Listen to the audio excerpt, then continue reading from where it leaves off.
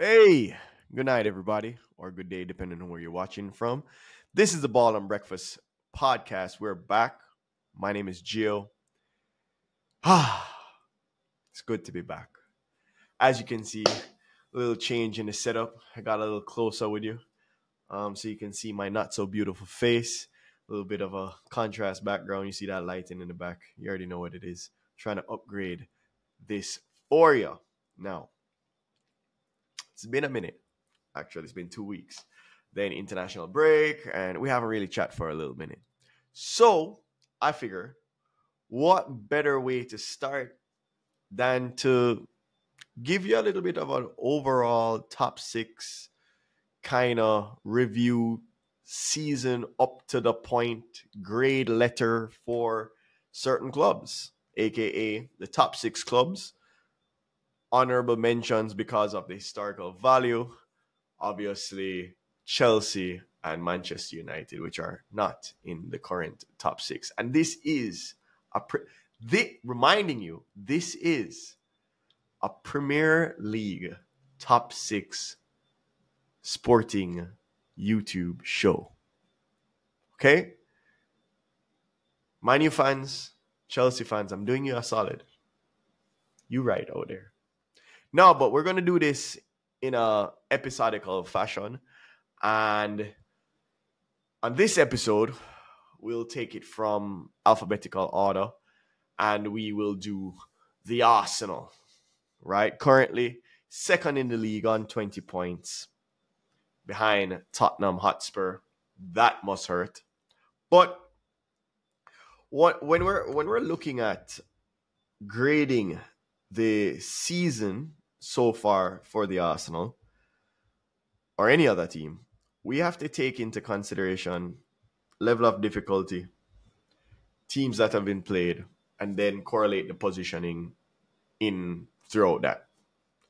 Now, Arsenal has just come through a relatively difficult period, or what would be schedule-wise considered to be a relatively difficult period, considering that they've played Manchester United, Everton, Tottenham, and they've also had their clash, which they won last before the international break, which was against Manchester City. Now, what can we say about the Arsenal squad? Personally, something's missing. That chemistry is something's not clicking for me on the football field. I don't know if it's Eddie Nketiah / Gabby Jesus. Outside of the injuries, I don't think Gabriel Jesus is the answer for Arsenal.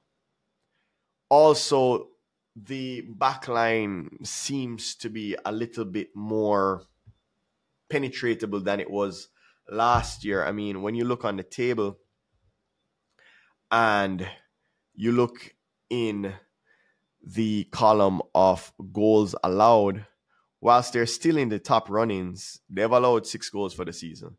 Now, one of the things that stands out to me from the year, for example, because as we know, Liverpool Football Club, my team, defense wins championships. Now, you can bang in a lot of goals.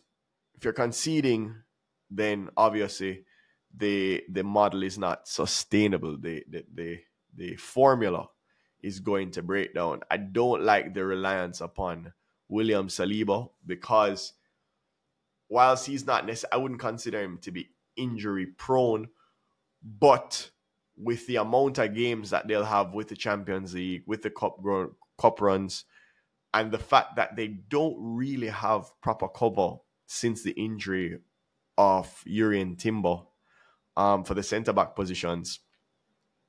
They lost Rob Holding to Crystal Palace. They're a little thin there. And I am just wondering if the same issues that hindered them with the title race last year are going to come back to haunt them. But if I had to give a letter grade for the Arsenal, right now it would be a B+. And I'll tell you why.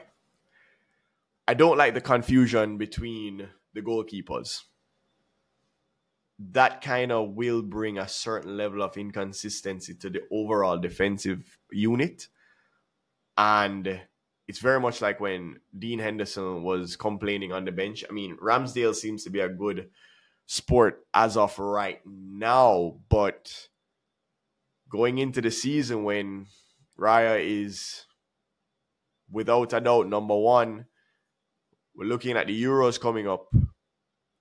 Ramsdale, I'm pretty sure, is going to want to push Jordan Pickford for that starting number one England spot. Or rather, even being the England setup at all. I know it seems far-fetched, but if Dean Henderson and Nick Pope get on a run of form, then that spot, albeit Southgate is a favourites manager, that spot could potentially be a bit under fire. So I don't like that with the goalkeeping. Already pointed out to the lack of depth in the centre-back position. And I believe Kieran Tierney is out. The back line in its totality, it's a little thin because Zinchenko, while he's good at inverting into the midfield because he was originally a midfielder, plays midfield for the Ukraine nationals. The fact of the matter is that they're thin at wing backs, they're thin at centre backs in terms of overall total quality. And I think that can be their Achilles heel. They still haven't found out the chemistry and dynamic between having Kai Havertz, Odegaard, Declan Rice in that midfield. Doesn't seem to be able to work. Although I am buoyed with confidence about what I've seen with Fabio Vieira, seems to be ready to have a Trossard kind of season, a little bit of a breakout season. Trossard now being injured, very big blow. I believe that the wear and tear and Saka from last season coming over into this season is going to tell its tale, unfortunately. And as a result, I just don't see them mounting a genuine title challenge. However, going back to the point of this video, which is to grade the season so far, I'd have to give them a B+. Because of the difficulties of games. They've played Crystal Palace away. That's a tough ground. Selhurst is a tough ground to go to. They've played Manchester City and won those 3 points. Big 3 points. They've also played Manchester United. Big 3 points. In name. Everton, a Sean Dyche team. Stubborn to break down. They got the 3 points there. Brilliant goal from Leandro Trossard. Oh my God. When he opened up his body, and amazing finish. So considering the difficulty of games, definitely a B+. And now that we're going into the hectic period of the season, it's going to be interesting to see whether or not the team, because a lot of their key players, as I was saying, the team is thin. Gabby Jesus is almost guaranteed to get an injury throughout the season. Eddie Nketiah is not a starting striker for any top 6 Premier League club. He's a talent. He can be energy off the bench, but he's not ready for the starting role. And I do believe that's going to tell its tale in the coming weeks, especially over the Christmas period.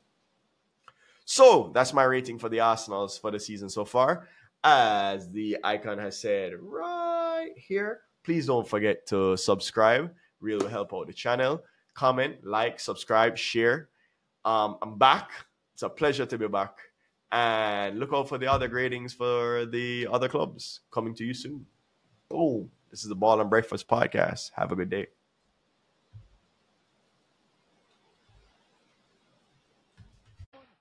Goal!